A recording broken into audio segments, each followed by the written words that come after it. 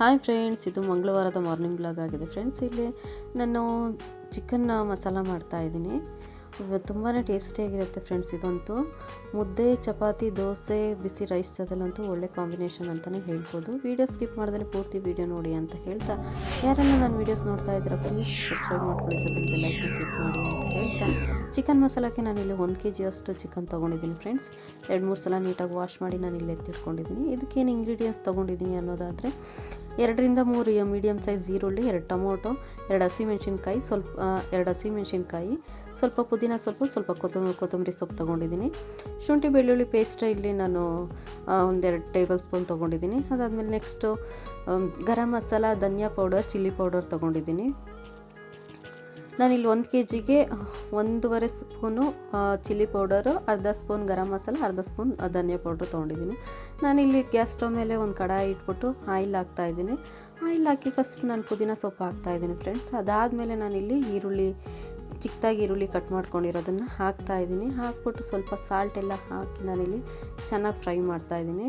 ಅದ್ರ ಜೊತೆಲಿ ಸ್ವಲ್ಪ ಕಸ್ತೂರಿ ಮೇಥಿನೂ ಹಾಕ್ತಾಯಿದ್ದೀನಿ. ಕಸ್ತೂರಿ ಮೇಥಿ ಹಾಕೋದ್ರಿಂದ ಟೇಸ್ಟ್ ಇನ್ನೂ ಚೆನ್ನಾಗಿ ಅನಿಸುತ್ತೆ. ನೆಕ್ಸ್ಟು ಟೊಮೊಟೊ, ಹಸಿಮೆಣ್ಸಿನ್ಕಾಯಿನೂ ಸಹ ಹಾಕ್ಬಿಟ್ಟು ನಾನಿಲ್ಲಿ ಚೆನ್ನಾಗಿ ಫ್ರೈ ಮಾಡ್ತಾಯಿದ್ದೀನಿ. ನೆಕ್ಸ್ಟ್ ನಾನಿಲ್ಲಿ ಒಂದು ಸ್ವಲ್ಪ ಅರಿಶಿನ ಪುಡಿ ಹಾಕ್ಕೊಂಡು ಅದ್ರ ಜೊತೆಲಿ ಶುಂಠಿ ಬೆಳ್ಳುಳ್ಳಿ ಪೇಸ್ಟು ಎಲ್ಲ ಹಾಕ್ಬಿಟ್ಟು ನಾನು ಚೆನ್ನಾಗಿ ಫ್ರೈ ಮಾಡ್ತಾಯಿದ್ದೀನಿ ಫ್ರೆಂಡ್ಸ್.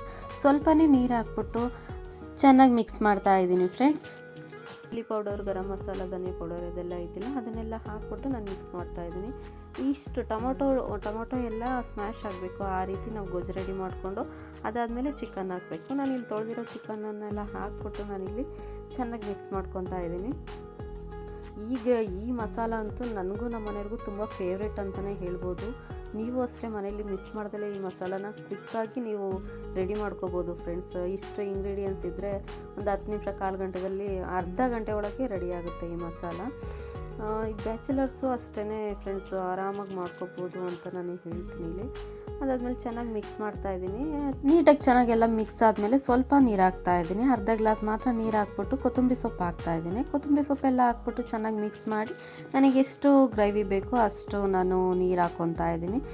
ನೀವು ಅಷ್ಟೇ ಜಾಸ್ತಿ ಮಾಡೋದಾದರೆ ಏನು ಐಟಮ್ಸ್ ತೊಗೊಂಡಿದ್ದೀನಿ, ನಾನು ಇಂಗ್ರೀಡಿಯೆಂಟ್ಸ್ ತೊಗೊಂಡಿದ್ದೀನಿ ಅದನ್ನೆಲ್ಲ ಜಾಸ್ತಿ ತೊಗೊಂಡ್ಬಿಟ್ಟು ನೀವು ಮಾಡ್ಬೋದು. ನಾನಿಲ್ಲಿ ಒಂದು ಪ್ಲೇಟ್ ಮುಚ್ಚಿಬಿಟ್ಟು ನೀಟಾಗಿ ಕುದಿಯೋಕ್ಕೆ ಬಿಡ್ತಾಯಿದ್ದೀನಿ. ಅದಾದಮೇಲೆ ನಾನು ನೆಕ್ಸ್ಟು ಅದು ಕುದ್ದಾದಮೇಲೆ ಮತ್ತೆ ನೀಟಾಗೆಲ್ಲ ಮಿಕ್ಸ್ ಮಾಡಿ ಮತ್ತೆ ಇನ್ನೊಂದು ಸಲ ಪ್ಲೇಟೆಲ್ಲ ಕ್ಲೋಸ್ ಮಾಡಿ ಫೈನಲಿ ನಾನೀಗ ರೆಡಿ ಆಯಿತು ಫ್ರೆಂಡ್ಸ್ ಚಿಕನ್ ಮಸಾಲ. ಒಳ್ಳೆ ಚಪಾತಿ ಜೊತೆ ಅಂತೂ ಸೂಪರ್ ಟೇಸ್ಟ್ ಅಂತಲೇ ಹೇಳ್ಬೋದು.